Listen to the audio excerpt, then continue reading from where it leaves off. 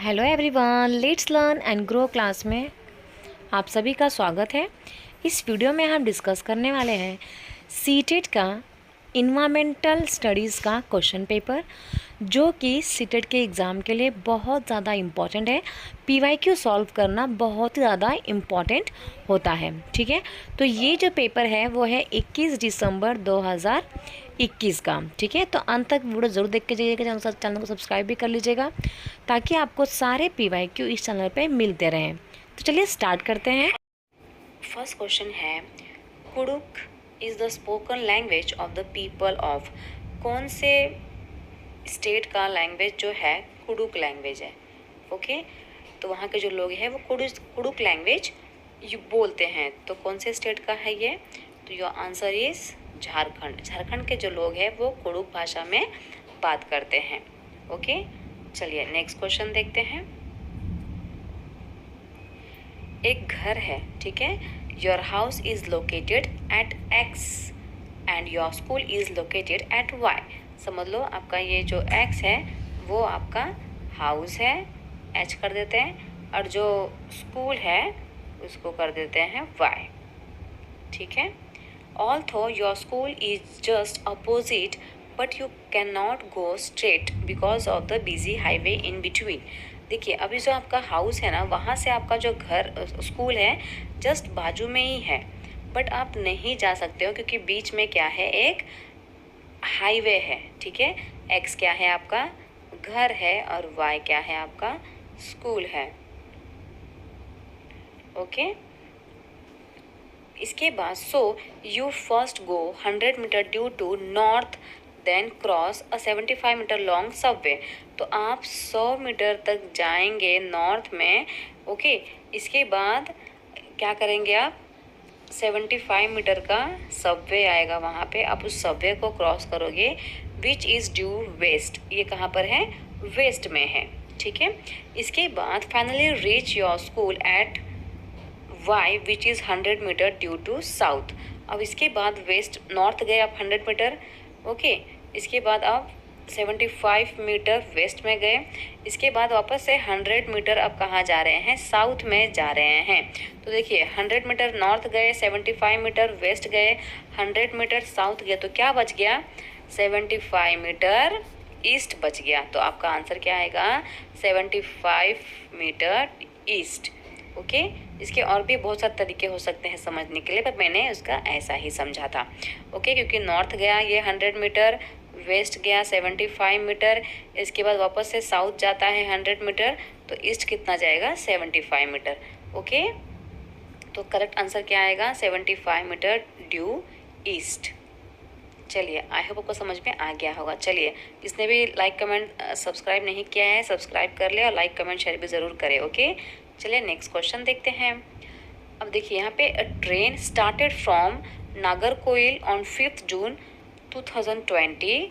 Okay, 5 जून को ये जो ट्रेन स्टार्ट हुई है और 4:15 पे ट्रेन स्टार्ट हुई है, और गांधीधाम पहुँची है 7 जून को। ठीक है, 7 जून को गांधीधाम पहुँची, कितना बजे? 3:15 पे पहुँच गई। और टोटल डिस्टेंस कितना कवर कर रही है? 2040 किलोमीटर का डिस्टेंस कर रही है। तो एवरेज स्पीड कितना होगा? ठीक है, तो आपको क्या करेंगे, सबसे पहले तो आपको घंटे काउंट करने पड़ेंगे, राइट। तो यहाँ पे देखो, ये 15 और 15 30 हो गया, ये 30 मिनट जो है पहले आप निकाल लीजिए। ठीक है, अब इसके बाद 24 में से यहाँ पे 24 घंटा होगा ना, क्योंकि देखिए 4:15 है, यहाँ PM और AM नहीं दिया है। तो आपको कैसे समझ में आएगा कि सुबह का है या शाम का है? तो ट्रेन में ना हमेशा 12 के बाद 13 लिखा होता है, कभी भी 1 2 नहीं लिखा रहता है। 12 के बाद 13, 14, 15, 16, 17, 18, 19, 20, 21, 22, 23, 24 ऐसा नंबरिंग लिखा रहता है। मतलब कि ये जो नंबर्स है ये सुबह के हैं। तो सुबह के 4:15 पे गाड़ी जो है वो स्टार्ट हो चुकी है। तो 24 में से हम 4 माइनस करेंगे तो कितना हो गया? 20 हो गया। ठीक है, 20 आपका यहीं पे हो गया। ठीक है, और यहाँ पे 6 जून है, यहाँ का 24 घंटा तो आपका पूरा लगेगा ही लगेगा। ठीक है, इसके बाद 7 जो जून है, वहाँ पे सिर्फ कितना लगा आपका? 3 घंटा। टोटल अगर आप काउंट करेंगे कितना घंटा हो गया? 20 और ये 20 40 और ये 47 आवर्स, कितना लगा? टोटल 47 आवर्स आपका लग गया। अब आप 2647 में डिवाइड करेंगे, 47 को डिवाइड करेंगे तो आपका आंसर कितना आएगा, 56 आएगा। ओके, करके आप देख लीजिएगा तो आपका आंसर क्या होगा, 46। ऑप्शन नंबर 3 जो है ये करेक्ट है। आई होप आपको समझ में आ गया होगा। इस बात पे चैनल को सब्सक्राइब कर लें। चलिए नेक्स्ट क्वेश्चन देखते हैं। A best period for the people of Bihar to start be. तो बिहार के लोगों के लिए अगर मधुमक्खी पालन करना है तो कौन सा महीना सबसे उत्तम महीना होता है, अक्टूबर टू दिसंबर। ये हम लोग बचपन से पढ़ते हुए आ रहे हैं। अक्टूबर से दिसंबर का महीना होता है मधुमक्खी पालन के लिए सबसे अच्छा महीना माना गया है। चलिए नेक्स्ट क्वेश्चन देखते हैं। 65 जो वेलक्रू है is use to stick together many things, right. Velcro जो होता है जिससे हम चप्पल हमारा चिपकता है। Who amongst the following got inspiration from nature to make Velcro. तो उस बंदे का नाम बताना है जो नेचर से इंस्पायर हुआ था कि जो वेलक्रू उसके डॉगी के पूरे बॉडी पे चिपक जाता है, उसके पूरे बॉडी पे चिपक जाता है, वो वेलक्रू का इंस्पिरेशन किसको आया था। तो यहाँ पे बहुत सारे नाम दिए हुए हैं। रोनाल्ड रॉस दिया हुआ है, जॉर्ज मैस्ट्रल एंड जॉर्ज मेंडल। तो सो करेक्ट आंसर क्या आएगा, जॉर्ज मैस्ट्रल जो है इन्हीं को वेलक्रू बनाने का आइडिया दिमाग में आया था। ठीक है, तो आंसर क्या आएगा आपका, जॉर्ज मैस्ट्रल, ऑप्शन नंबर 3। चलिए आगे देखते हैं। 66 question number, which one of the following is a union territory of India. बहुत ही इजी क्वेश्चन है ये। तो यूनियन टेरिटरी कौन सा है, अरुणाचल प्रदेश, मणिपुर, मेघालय, जम्मू एंड कश्मीर। सही आंसर क्या आएगा, जम्मू एंड कश्मीर। अभी हाल ही में क्या बना है, यूनियन टेरिटरी बना है।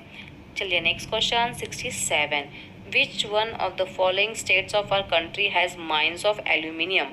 इसमें से जो भी स्टेट्स का नाम बताया गया है इसमें से एल्यूमिनियम के माइंस, एल्यूमिनियम की जो खदान है वो कहाँ पर है। तो उड़ीसा में है, असम, बिहार या West Bengal. So your correct answer is Orissa. Orissa में क्या है, एल्यूमिनियम के माइंस पाए जाते हैं। Next question, in braille script rows of raised dots are made on thick paper. तो थिक पेपर के ऊपर ना ये डॉट्स बनाए जाते हैं और जो जिसको ब्रेल लिपि कहा जाता है। तो उस डॉट्स में कितने स्क्रिप्ट्स होते हैं, ठीक है। तो कितने स्क्रिप्ट से मिलकर बनता है वो डॉट्स। तो आंसर क्या आएगा, 6 डॉट से मिलकर बनता है। ठीक है, 6 डॉट से मिलकर बनता है ब्रेल लिपि और उस पर रनिंग हाथ, ऐसा रनिंग हाथ करके पढ़ा जाता है, ऐसे ऐसे उसको पढ़ा जाता है। ओके, चलो next, many steps are needed to grow onion crop. ठीक है, इधर ऑनियन क्रॉप आएगा। तो consider the following steps and select the options in which this steps are grow given in correct order. तो इसमें क्या करना है आपको कि आपको ना कांदे की खेती करनी है। तो कांदे की खेती में आपको कौन से स्टेप्स को फॉलो करना पड़ेगा उसको एक सीरीज़ में आपको बताना है। सबसे पहले क्या करेंगे, digging to loosen the soil, cutting the dried leaves from the top of the onion, या सोइंग ऑफ सीड्स, या वीडिंग करेंगे, या फिर प्लकिंग द ऑनियन आउट। सबसे पहले क्या करेंगे, आप मिट्टी को गड्ढा करेंगे और उसको थोड़ा सॉफ्ट बनाएंगे, right.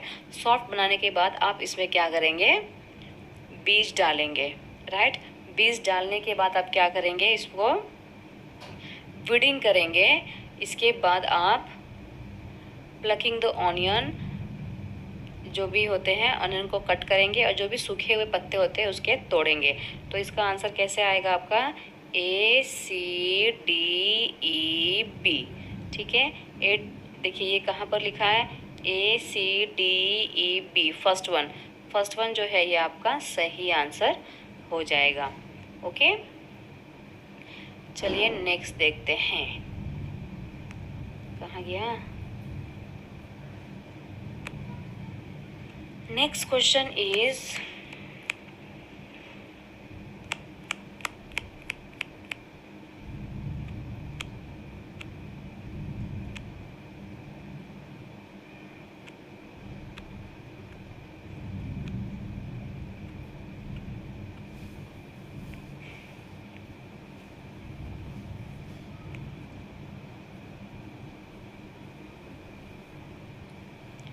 71, there is a place in our country called cold desert. हमारे कंट्री में ऐसा एक प्लेस है जिसे कोल्ड डेजर्ट कहा जाता है, और ये जो एरिया होता है ना वो बहुत ज़्यादा हाई होता है, ड्राई होता है, फ्लैट होता है। उस एरिया कौन सी एरिया है? ठीक है, ऑप्शन दिया है शिलोंग मेघालय, दार्जिलिंग वेस्ट बंगाल, शिमला हिमाचल प्रदेश या लेह लद्दाख। सो your correct answer is Leh Ladakh. Leh Ladakh को ही क्या कहा जाता है? कोल्ड डेजर्ट कहा जाता है। ओके चलिए नेक्स्ट देखते हैं। From the following fruits and the vegetables, select those which have seeds inside. ऐसे वेजिटेबल्स को आपको ढूंढना है एंड फ्रूट्स को ढूंढना है जिसके अंदर क्या पाए जाते हैं? बीज पाए जाते हैं, सीड्स पाए जाते हैं। ठीक है, तो यहाँ पे आपको ऑप्शंस दिए हुए हैं। तो बिटर गार्ड का मतलब होता है करेला, करेले के अंदर बीज पाया ही जाता है। क्यूक्यूम्बर मतलब ककड़ी में बीज पाया जाता है। चीकू में भी बीज पाया जाता है। लेडी फिंगर मतलब कि भिंडी में भी बीज पाया जाता है। ऑनियन में बीज नहीं पाया जाता। पियर मतलब कि मटर, इसमें भी बीज पाया जाता है। पोटैटो में बीज नहीं पाया जाता एंड टोमेटो में भी पाया जाता है, बहुत छोटे छोटे। तो ये ऑप्शन कहाँ पर है? जहाँ पर भी ऑनियन एंड टोमेटो नहीं होगा वही इसका सही आंसर है। So option number third is the correct answer. Bitter gourd भी है, क्यूकम्बर भी है, चीकू भी है, लेडी फिंगर भी है, पियर भी है एंड टोमेटो भी है। ऑनियन एंड पोटैटो नहीं है। So option number 3 is the correct answer.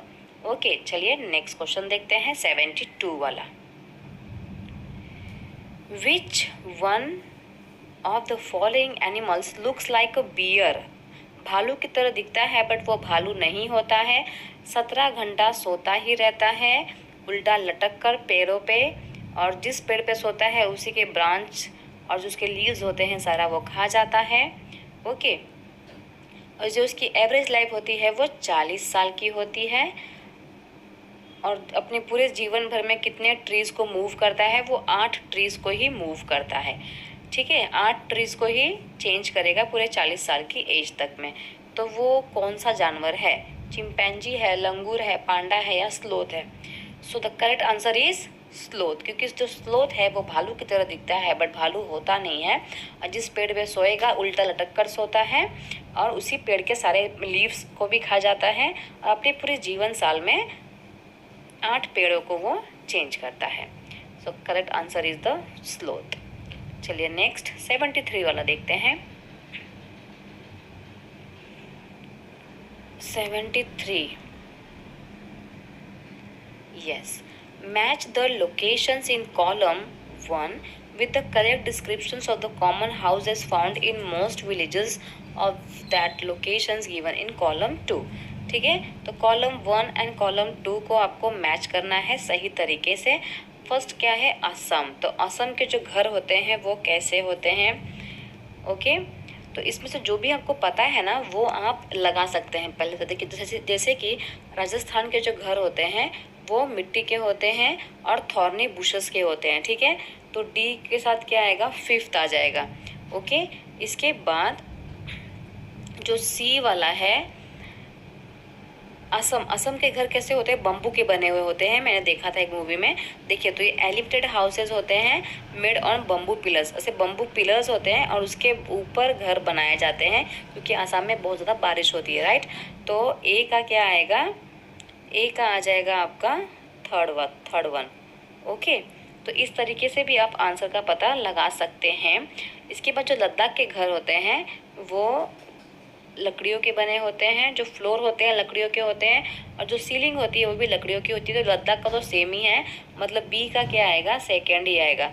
First का थर्ड, बी का सेकेंड। देखिए, तो ये जो थर्ड वाला ऑप्शन है वो सही है।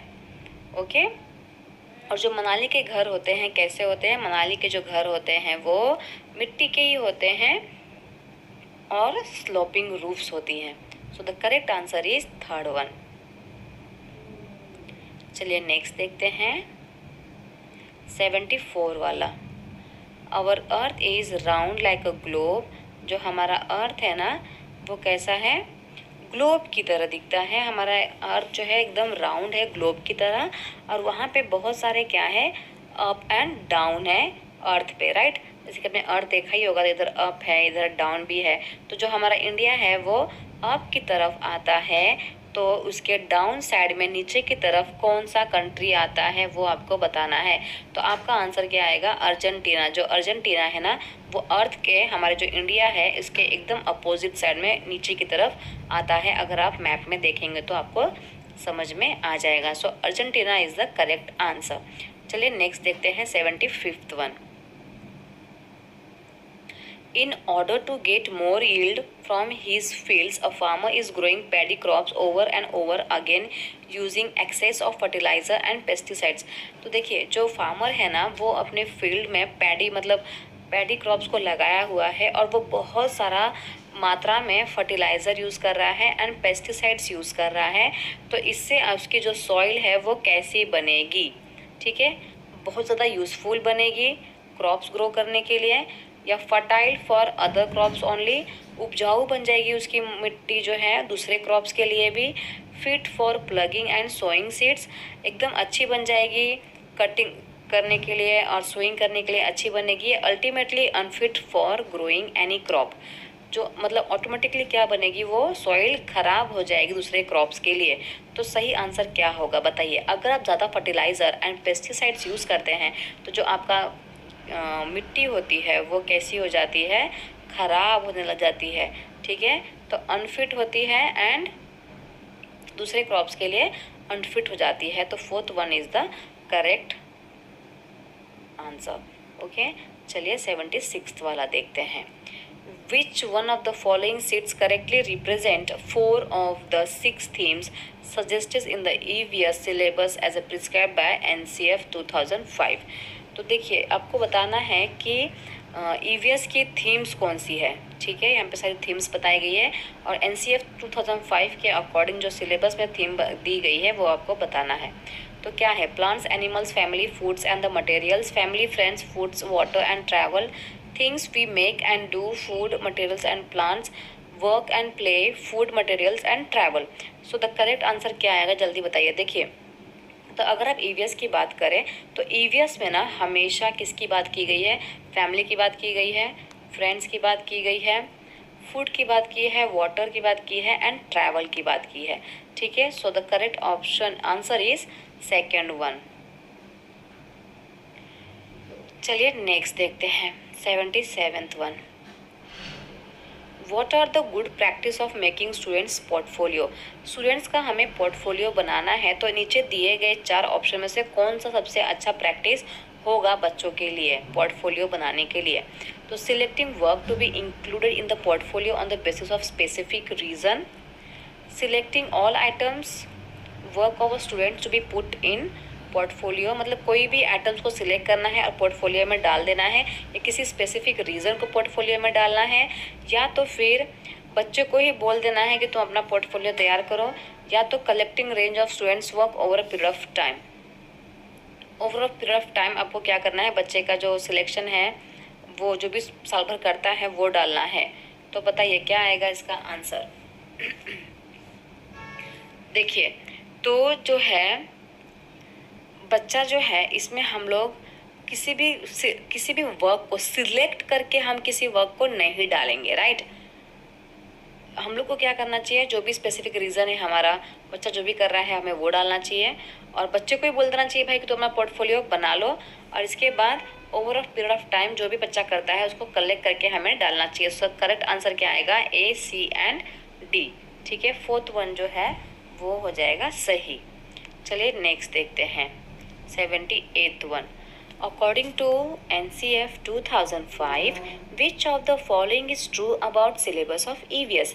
EVS के देखिए NCF 2005 के अकॉर्डिंग कौन सा सिलेबस, मतलब EVS के लिए कौन सा सिलेबस जो है वो सही है? ठीक है, यहाँ पे ऑप्शन दिया हुआ है। तो EVS का जो सिलेबस है वो रिप्रेजेंट करता है integration of environmental education and social science. जो EVS का सिलेबस है वो thematical integration of social science and environmental studies को रिप्रेजेंट करता है, या जो EVS का सिलेबस है वो integration of science and environmental education है। जो EVS का सिलेबस है वो integration of environmental education, social science and science क्या है? एनसीएफ 2005 के अकॉर्डिंग ईवीएस का जो सिलेबस है वो इसमें से कौन सा है? देखिए, तो जो ईवीएस का सिलेबस है ना वो क्या है, इसमें आपको कुछ भी लॉजिक लगाने की ज़रूरत नहीं है, ये आपका डिट्टो ऑथेंटिक आंसर ही जाएगा। ठीक है, तो जो है इसमें हम लोग इन्वायरमेंटल एजुकेशन के बारे में भी पढ़ते हैं, सोशल साइंस के भी बारे में पढ़ते हैं एंड साइंस के भी बारे में पढ़ते हैं। तो ये तीनों का ही मिश्रण क्या है, हमारा इन्वायरमेंटल साइंस है। ओके, चलिए नेक्स्ट क्वेश्चन देखते हैं। जो भी वीडियो को देख रहे हैं प्लीज़ लाइक कमेंट शेयर करें और चैनल को सब्सक्राइब कर लें ताकि आपको ऐसे ही प्रीवियस ईयर के वीडियोस मिलते रहें। ओके, चलिए। An EVS teacher asked her and his learners to conduct a survey on different fuels used in the neighborhood। मतलब जो EVS की टीचर है वो अपने बच्चों को बोल रही है कि आप आसपास के एरिया में जाओ और सबसे सर्वे करो कि आप कौन सा फ्यूल यूज़ करते हो। ठीक है, विच of the following process skills can be develop. इस प्रोसेस से कौन सा स्किल जो है बच्चों का डेवलप होगा वो आपको बताना है। ठीक है, so the option is hypothesis making, critical thinking, या फिर रिकॉर्डिंग एंड लिसनिंग स्किल्स, या प्रेडिक्टिंग एंड रिपोर्टिंग स्किल्स। देखिए, तो इसमें क्या है, बच्चा जो है भ्रमण प्रक्रिया कर रहा है, घूम रहा है, सबसे पूछेगा आप कौन सा फ्यूल यूज़ करते हो, ये फ्यूल को क्यों यूज़ करते हो। तो इससे बच्चे का कौन सा स्किल डेवलप होगा, listening skill and recording skill सबसे ज़्यादा डेवलप होगा, क्योंकि इसमें बच्चा सुन बहुत ज़्यादा रहा है। राइट, हाइपोथेसिस थिंकिंग जो है इसमें नहीं काम देगी और क्रिटिकल थिंकिंग भी इसमें काम नहीं देगी, क्योंकि बच्चों को इसमें कुछ भी सोचना नहीं है, हम लोग को प्रेजेंट उस प्लेस पे जाना है, सबसे पूछना है। राइट, तो थिंकिंग यहाँ पे नहीं आएगा। तो correct answer is recording and listening skills. Okay, चलिए next one is what are the essential elements of continuous assessment of learning. What are the essential elements of continuous assessment for learning. Learning में अगर बच्चा कुछ सीख रहा है, अधिगम में कंटिन्यूस असेसमेंट करने के लिए कौन से एलिमेंट्स सबसे ज़्यादा ज़रूरी है, कौन से तत्व सबसे ज़्यादा ज़रूरी है। It is used for passing judgement on the child, it has to be build in to the learning situations, it provides scope for teachers to adjust their teaching learning methodology, it provides no scope for learners to monitor and improve their work। चलिए इसको एक बार हिंदी में भी देख लेते हैं। सीखने के लिए निरंतर आकलन के आवश्यक तत्व क्या हैं। इसका उपयोग बच्चे के बारे में फैसला सुनाने के लिए किया जाना चाहिए। देखो, निरंतर अगर हम आकलन करेंगे तो हमें बच्चे का फैसला क्यों सुनाना, ये तो गलत लग रहा है। इसे सीखने की स्थितियों में निहित किया जाना चाहिए। यस, बच्चों को हमें क्या करना चाहिए, निरंतर सिखाना ही चाहिए कुछ ना कुछ। यह शिक्षकों को उनकी शिक्षण अधिगम विधि को समायोजित करने की गुंजाइश प्रदान करता है। ओके, ये भी सही है। यह शिक्षार्थियों को अपने काम की निगरानी, देखो तो शिक्षार्थी जो आसपास के जो आजू बाजू में जो बैठने वाले जो बच्चे होते हैं, जो फ्रेंड्स होते हैं, उनकी निगरानी करना और सुधार के लिए गुंजाइश प्रदान नहीं करना, तो ये भी गलत लग रहा है। सही आंसर क्या आएगा, B and C. Correct answer is B and C. Option number 3 is the correct option. Okay, चलिए 81 वाला देखते हैं। Kunal invited a local artisan to he school for a workshop on tie and dyeing a cloth. तो कुणाल जो है ना वो एक लोकल आर्टिशन को अपने स्कूल में बुला रहा है कपड़े का पेंट करने के लिए। ठीक है, क्लोथ्स का पेंट करते हैं ना, उसके लिए बुलाया है। तो the purpose of inviting local artisan are the following except, मतलब इसमें से छोड़कर क्या बुलाने का उद्देश्य नहीं है, आर्टिशन को बुलाने का उद्देश्य नहीं है, वो आपको बताना है। तो learners appreciate her skills and knowledge, इसलिए बुलाया गया है ताकि जो भी सीखने वाले बच्चे हैं वो उसका स्किल्स को अप्रिशिएट करें, वहाँ क्या स्किल्स है। या तो फिर learners appreciate the technology involve in the tie and dyeing. ठीक है भाई, जो टेक्नोलॉजी यूज़ कर रहा है इसका हम तारीफ कर सकते हैं, सही लग रहा है ये। इसके बाद helping students learn local language, local language use करने के लिए हम लोगों ने इसको बुलाया है सीखने के लिए। Provide hands on experience of doing tie and dye. ठीक है, अब बताइए इसमें से सही आंसर क्या आएगा। तो देखिए, इसमें हम लोग ने बच्चों को क्या करने के लिए नहीं बुलाया है, यहाँ पे जो आर्टिशन है उसको हम लोग ने लैंग्वेज सिखाने के लिए नहीं बुलाया है ना, हम लोग ने बच्चों को मतलब उसको बुलाया है स्किल्स सिखाने के लिए, टेक्नोलॉजी सिखाने के लिए, एक्सपीरियंस के लिए बुलाया है। तो ये तीनों सही है। ये वाला आंसर जो है वही गलत आएगा। तो हमें क्या बोला था यहाँ पे, एक्सेप्ट बताना है कि इसमें से कौन सा नहीं है, तो ये वाला नहीं है। ओके, चलिए नेक्स्ट देखते हैं 82 वाला।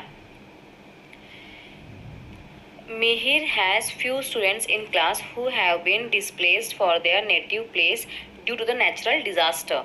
देखो जो मिहिर है ना, उसके क्लास में कुछ क्लासमेट्स है, कुछ स्टूडेंट्स हैं, और वो जो है ना अपने नेटिव प्लेस से दूर आ चुके हैं, स्कूल में फंस चुके हैं, क्योंकि उस एरिया में क्या है, नेचुरल डिजास्टर आया हुआ है, कुछ क्या आई है, नेचुरल डिजास्टर की प्रॉब्लम आई हुई है। तो ये जो बच्चे हैं, जो स्टूडेंट्स हैं ना, उनको प्रॉब्लम हो रहा है एडजस्टमेंट करने में, जो स्कूल का एनवायरनमेंट है उसमें एडजस्टमेंट करने में उनको प्रॉब्लम हो रहा है। तो एज ए ईवीएस टीचर आप क्या करेंगे? ठीक है, समझ लो आपके स्कूल में, आपके क्लास में कुछ बच्चे हैं जो आपके स्कूल में ही फंस गए हैं, क्योंकि उनके एरिया में जो उनका नेटिव प्लेस है वहाँ पर नेचुरल डिजास्टर आया हुआ है। तो फिर बच्चा कंफर्टेबल स्कूल में महसूस नहीं कर रहा है, तो कैसे कंफर्टेबल महसूस करवाएंगे आप? तो be patient so that they naturally adjust with time. हम शांति से बैठ जाएंगे और ताकि बच्चा जो है धीरे धीरे खुद ही अपने टाइम के अकॉर्डिंग एडजस्ट हो जाए। Make a group of only displace students and give them group work. जो भी डिस्प्लेस हो चुके हैं अपने एरिया से, वैसे बच्चों को इकट्ठा करेंगे और उनको कुछ हम काम दे देंगे, या फिर encourage them to accept displacement as a fact immediately and move on. हम बच्चे को इनकरेज करेंगे कि जो भी हुआ है उसे एक्सेप्ट करो और मूव ऑन करो इस चीज़ से। या तो हम help them interact more with other students and share their stories. या तो हम दूसरे बच्चों को इंटरेक्ट करेंगे और उनकी स्टोरी को सुनाएंगे। तो सबसे बेस्ट इसमें आंसर क्या है आप बताइए? ईवीएस के टीचर हैं आप, क्या करेंगी आप? तो हम क्या करेंगे, उन बच्चों को इनकरेज करेंगे, राइट। जो भी डिस्प्लेसमेंट हो गया है उन बच्चों को इनकरेज करेंगे और आगे बढ़ने के लिए मोटिवेट करेंगे, right. So option number 3 is the correct answer. चलिए नेक्स्ट देखते हैं 83 वाला। The rational for using community as a source, community as a resource is that. Community क्या है? एक रिसोर्स है। तो जो कम्युनिटी है वो क्या करती है? It helps accept all knowledge in the community uncritically. मतलब कम्युनिटी में जो भी नॉलेज है उसे एक्सेप्ट करने के लिए हेल्प करती है। Help popularise and disseminate local knowledge without questioning it. Local में जो भी हमारी लोकल लैंग्वेज यूज़ करते हैं, तो बिना किसी प्रॉब्लम की, बिना किसी क्वेश्चनिंग के हम उसे एक्सेप्ट कर लेंगे या उसको पॉपुलर कर देगा हमारा जो कम्युनिटी है वो। या community itself has a stake in their children's learning and needs to be involved। या community if not involved will be offend। तो कम्युनिटी जो है वो क्या करेगी? तो कम्युनिटी का काम क्या होता है कि जो भी बच्चे हैं उनको सिखाना, right. Community itself has stake in their children's learning के बारे में ध्यान देगी। तो जो सही आंसर है इसका क्या हो जाएगा? Option number 3 is the correct answer. चलिए 84 वाला देखते हैं। आरोही जो है ask her learners to draw a map of their classroom. Aarohi जो है टीचर का नाम है और वो अपने बच्चों को बोलती है कि तुम ना मैप की ड्राइंग करो। तो इससे कौन सी एक्टिविटी बच्चों की डेवलप होगी वो आपको बताना है। तो skill of predicting and calculating, recording data, understanding और relative positions and the orientations and skill of drawing. तो देखिए अगर बच्चा ड्राइंग कर रहा है इसका मतलब ये नहीं होता कि बच्चे की ड्राइंग स्किल जो है इम्प्रूव होगी। बच्चा अगर मैप की ड्राइंग कर रहा है ना, तो उस वक्त बच्चे का जो भी मतलब हमारा जो पोजीशंस है, कौन सा कंट्री कितना बड़ा है, कौन सा स्टेट कितना बड़ा है, ये सारा उसे ड्राइंग से पता चलता है। तो करेक्ट आंसर क्या आ जाएगा? ऑप्शन नंबर 3, ठीक है। चलिए 85 देखते हैं। Which of the following is not a guiding principle for curriculum development. Which of the following is not a guiding principle for curriculum development. Curriculum development के लिए कौन सा प्रिंसिपल नहीं है? Okay, so connecting schools knowledge to outside world, school के knowledge को बाहर की दुनिया के साथ जोड़ना। Ensuring that learning shift from rote method, ensure करना है कि जो हमारा लर्निंग जो हमारा लर्निंग है वो रोट मेथड से शिफ्ट हो चुका है। या making examination more easier, examination को बहुत ज़्यादा ईजी बनाना। या ensuring curriculum so that it goes beyond text book, ऐसा इंश्योर करना कि जो हमारा करिकुलम है वो टेक्स्ट बुक के बाहर का ही होना चाहिए। मतलब जो टेक्स्ट बुक है उसके बाहर का भी हमें कुछ ना कुछ बच्चों को पढ़ाना चाहिए। ओके, सिर्फ पाठ्य पुस्तक में ही सीमित ना रहे, इसके बाहर का भी हमें पढ़ाना चाहिए। तो इसमें से कौन सा जो है वो प्रिंसिपल नहीं है? तो देखिए ये भी सही लग रहा है कि हमें और जो बाहर की दुनिया है इससे जोड़ना चाहिए, रोट मेथड को नहीं प्रमोट करना चाहिए, और टेक्स्ट बुक के बाहर से भी बच्चों को नॉलेज देना चाहिए। तो ये जो है ये करिकुलम डेवलपमेंट का प्रिंसिपल नहीं है। Question option number 3 is the correct answer. Okay, चलिए 86 वाला देखते हैं। While assessing learners in EVS are has to avoid, जब आप EVS के पीरियड में अपने बच्चों को असेस कर रहे हैं, उसको आप इवेल्युएट कर रहे हैं, तो आपको किस चीज़ को अवॉइड करना चाहिए? ठीक है, किस चीज़ को अवॉइड करेंगे as a EVS teacher? Using variety of ways of collecting information, बहुत सारे variety of ways of collecting, बहुत सारे तरीके यूज़ करेंगे आप इन्फॉर्मेशन इकट्ठा करने के लिए। Immediate recording to event of rich accurate details, एकदम जो भी सच्ची डिटेल्स है उसमें पहुंचने के लिए आप रिकॉर्डिंग करेंगे, इमीडिएट रिकॉर्डिंग करेंगे। Using group work as a basis of assessment, group बनाएंगे, या using technical language during assessment. देखिए जो आप अगर बच्चे को आप इवेल्युएट कर रहे हैं, उसके बारे में आप आकलन कर रहे हैं, तो आपको किस चीज़ से बचना चाहिए? आपको देखो डिफरेंट वेराइटीज़ तरीके तो यूज़ करना ही चाहिए इन्फॉर्मेशन इकट्ठा करने के लिए, और जो आप यूज़ कर रहे हैं एकदम सही ही होना चाहिए, राइट। और जो भी काम कर रहा है बच्चा उसके वर्क के अकॉर्डिंग ही आपको इसका असेसमेंट करना चाहिए। बट जो भी आप असेसमेंट कर रहे हैं उसमें टेक्निकल लैंग्वेज का इस्तेमाल नहीं होना चाहिए। तो ये जो ऑप्शन है ये गलत है, ठीक है। अब वैसे भी क्या बोला था, क्या आप अवॉइड करेंगे? अवॉइड क्या करना है हमें? टेक्निकल लैंग्वेज को अवॉइड करना है। सो 4th one is the correct answer. चलिए 87th वाला देखते हैं। There is a story in class 5th about Ronald Ross who received Nobel Prize for Medicine in 1902। तो 5th स्टैंडर्ड की बुक में रोनाल्ड रॉस की एक स्टोरी दी गई है और उनको प्राइज़ भी मिला है। ओके, नोबेल प्राइज़ मिला हुआ है मेडिसिन पे 1902 पे। ओके, और वो जो है मॉस्किटो स्प्रेड मलेरिया का उन्होंने क्या किया था, खोज किया हुआ था, ठीक है। और वो कौन से हॉस्पिटल में वर्किंग थे? सिकंदराबाद में हॉस्पिटल है उसमें वर्किंग थे।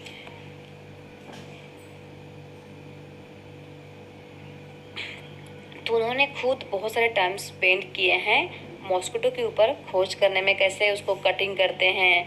ओके, उन्होंने खोज करके पूरा डिस्कवर किया है और माइक्रोस्कोप से उन्होंने ऑब्जर्व भी किया है। तो what would be the purpose of including Ronald Ross story in EVS? तो EVS में रोनाल्ड रॉस की जो स्टोरी है उसका मेन पर्पस क्या है, क्या सिखाना चाहते हैं वो बच्चों को, ठीक है।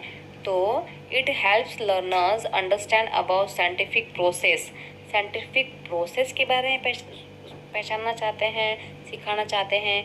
To inspire learners to write story, इनके बारे में इसलिए दिया है जो लर्नर्स है वो इंस्पायर हो और स्टोरी लिखें, या फिर इसलिए दिया है कि जो encourage learners to collect more exciting stories about various discusses.